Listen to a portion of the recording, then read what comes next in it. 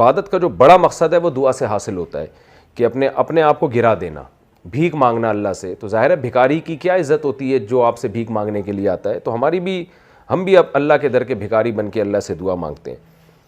السلام علیکم ورحمۃ اللہ وبرکاتہ. ناظرین کیسے ہیں آپ لوگ؟ میں امید کرتا ہوں آپ لوگ اللہ کے فضل و کرم سے خیر عافیت سے ہوں گے. فرض نماز کے بعد اجتماعی دعا کا مانگنا کیسا ہے، میں اسی موضوع پہ 5 علماء کرام کا بیان ایک ساتھ لے کر کے آپ لوگوں کی خدمت میں حاضر ہوا ہوں. تو چلیے سبھی علماء کرام کا بیان سنتے ہیں اور سمجھنے کی کوشش کرتے ہیں. بیان آخر تک سنیں تاکہ پوری بات سمجھ میں آئے. اور اگر آپ ہمارے چینل پہ نئے ہیں تو چینل کو لائک کریں، سبسکرائب کریں اور بیل آئیکن دبانا نہ بھولیں تاکہ ہمارے آنے والے سبھی ویڈیوز براہ راست آپ تک پہنچ سکے. تو چلیے بیان کو سنتے ہیں اور سمجھنے کی کوشش کرتے ہیں. اللہ تعالی ہم سبھی کو سمجھنے کی قوت عطا کرے. کیا ضروری ہے کہ ہم جب نماز پڑھے تو امام کے پیچھے بیٹھ کر دعائیں کریں؟ تو یاد رکھیے رسول اللہ صلی اللہ علیہ وسلم فرماتے ہیں دعا ہو مخ العبادہ، دعا عبادت کا مغز ہے. دوسری بات فرمایا دعا ہو العبادہ، دعا عبادت ہے. تو جب دعا عبادت ہے تو عبادت میں ہم رسول اللہ صلی اللہ علیہ وسلم کے تابع ہیں، انہوں نے جو بتایا وہ کرنا ہے. تو کیا رسول اللہ صلی اللہ علیہ وسلم نے یہ کیا کہ ہر نماز کے بعد بیٹھ کر دعائیں کی؟ تو ہاں دعائیں کی. رسول اللہ ہر نماز کی بات کرتے. عمر ابن خطاب کے دور میں یہ ہوا کہ رسول اللہ ایک شخص اٹھ کر جانے لگا نماز کا، آپ نے روکا ہے میرے بھائی دعا کر، تو دعائیں کرتے. لیکن یہ اگر سوال یہ ہے کیا اجتماع میں کرنا ثابت ہے، تو یہ ثابت نہیں ہے. رسول اللہ انفرادی دعا کرتے، ہر نماز کے بعد ذکر و اذکار کرتے. اب رسول اللہ کا عمل تھا ہر نماز کے بعد، یہ آپ سب نے سنا ہوگا، رسول اللہ نماز پڑھتے، ایک بار اللہ اکبر کہتے، 3 بار جو ہے استغفر اللہ استغفر اللہ استغفر اللہ کہتے، لا الہ الا اللہ وحدہ لا شریک لہ یہ پڑھتے، اللہم انت السلام منک السلام یہ پڑھتے، آیت الکرسی پڑھتے، سورہ اخلاص پڑھتے، معوذتین پڑھتے، سورہ فلق سورہ ناس پڑھتے. میرا یہ سوال ہے آج یہ عمل ہوتا ہے کہ ہمارے پاس؟ حدیث میں یہ آتا رسول اللہ یہ کرتے نماز کے بعد. میرا یہ سوال ہے کون کر رہا ہے اس عمل کو؟ اس کے بدلے ایک شارٹ کٹ نکالی کہ ایک آدمی کچھ تو ہی پڑھتے تھے، آمین آمین بولتے اٹھ کر بھاگ جاتے ہیں. اس کے بعد تسبیح فاطمہ 33 بار سبحان اللہ پڑھتے، 33 بار اللہ، یہ بھی پڑھتے رسول اللہ.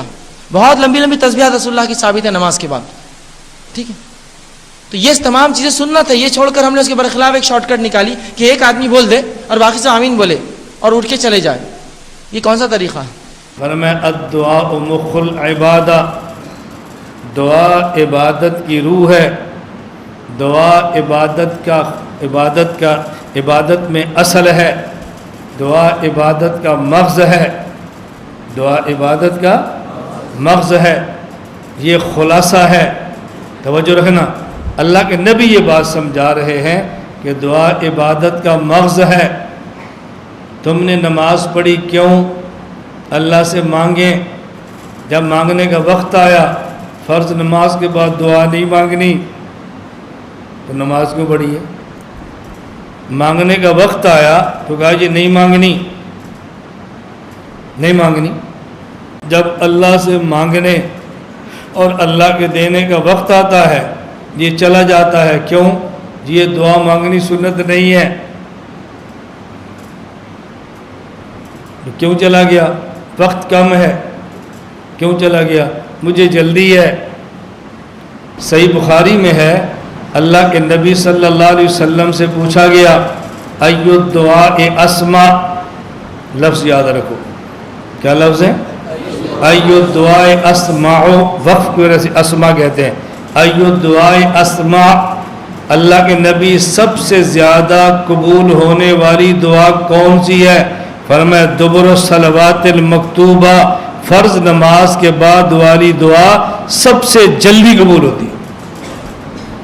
ہم کہتے ہیں ثابت ہی نہیں ہے. کیا لفظ ہے؟ دعا. اچھا، جب حدیث پڑھیں گے نا لوگ اس کا جواب کیا دیں گے؟ اس دعا سے مراد ہے اذکار. ہم نے کہا یہ تعویل ہے جو جائز نہیں ہے. عبادت کا جو بڑا مقصد ہے وہ دعا سے حاصل ہوتا ہے کہ اپنے آپ کو گرا دینا، بھیک مانگنا اللہ سے. تو ظاہر ہے بھکاری کی کیا عزت ہوتی ہے جو آپ سے بھیک مانگنے کے لیے آتا ہے. تو ہم بھی اب اللہ کے در کے بھکاری بن کے اللہ سے دعا مانگتے ہیں. باقی یہ جو آپ نے کہا کہ نماز میں دعا مانگنا لازم ہے، دعا تو نماز کا حصہ ہے.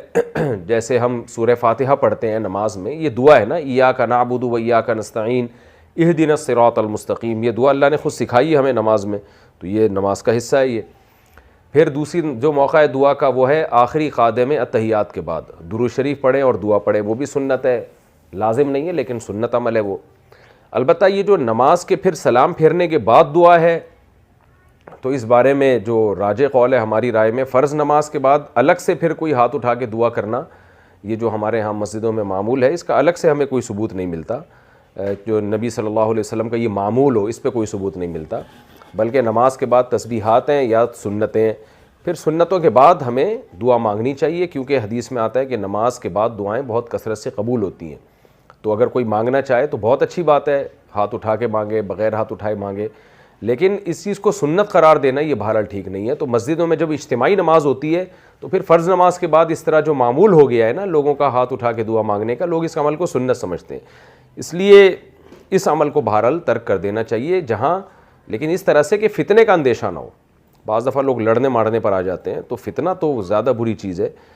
تو خلاصہ بہرحال یہ نکلا کہ آپ نماز کے بعد سنتیں پڑھیں، سنتیں نہیں ہیں تو دعا مانگ سکتے ہیں، اس میں کوئی حرج نہیں ہے، قبولیت کا موقع ہوتا ہے وہ۔ پھر ہاتھ اٹھائے بغیر بھی مانگ سکتے ہیں، ہاتھ اٹھا کے بھی مانگ سکتے ہیں، لیکن جب اجتماعی نماز ہو، فرض نماز جماعت سے پڑھی جائے تو پھر امام اور مقتدیوں کو چاہیے کہ وہ اس کے بعد ہاتھ اٹھا کے دعا نہ مانگیں، کیونکہ لوگوں نے اس کو فرض سمجھنا شروع کر دیا، فرض کا درجہ دے دیا لوگوں نے اس کو۔ اس دن مجھے ایک بندہ کہنے لگا، مولانا یہ جو آپ نماز کے بعد دعا مانگتے ہیں یہ دعا نہیں مانگنی چاہیے۔ تو میں نے کہا نماز کے بعد دعا نہ مانگیں تو پھر نعوذ باللہ فلم دیکھنے کے بعد دعا مانگیں۔ سینما جو آگے ہوں دعا مانگوں جیسے نمو نمت ہت جن پہاڑ لتھا، اگر نماز کے بعد بھی دعا نہیں ہے تو کس کے بعد دعا مانگیں گے؟ ایک بندہ مجھے کہنے لگا دعا تو ہے لیکن اونچی نہیں ہے۔ میں نے کہا اونچی کیوں نہیں ہے؟ اچھا کون سی ہے دعا یہ بتا؟ کہتے اللہم انک انت السلام ومنک السلام تبارک ربنا وتعالیت یا ذا الجلال والاکرام۔ تو میں نے کہا یہ کس نے مانگی تھی؟ کہتے حضور علیہ السلام نے۔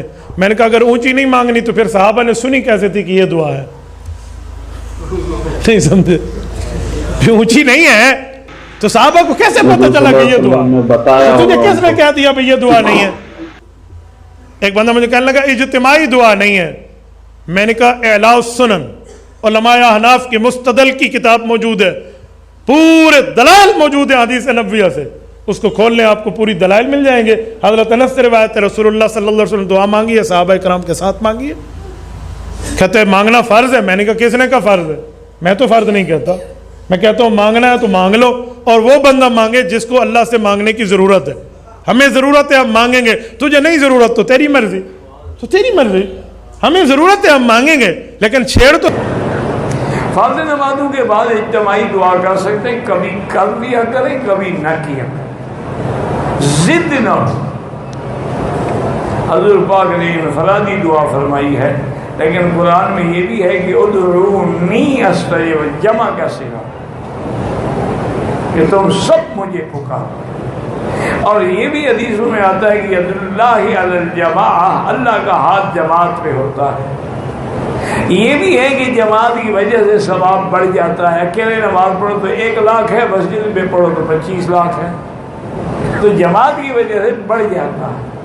اور کبھی کبھی یہ بھی ہوتا ہے کہ جماعت میں کوئی ایسا بندہ بھی ہوتا ہے جس کی وجہ سے اللہ دعا قبول فرما لیتے ہیں، لیکن ہمارے یہاں تو ضد ہو گئی ہے نا، کچھ بالکل نہیں مانگتے، کچھ 3 دفعہ مانگتے ہیں کہ وہابیوں کو چڑھا رہے ہیں۔ وہ اللہ سے دعا نہیں مانگے، وہ تو چڑھا رہے ہیں نا۔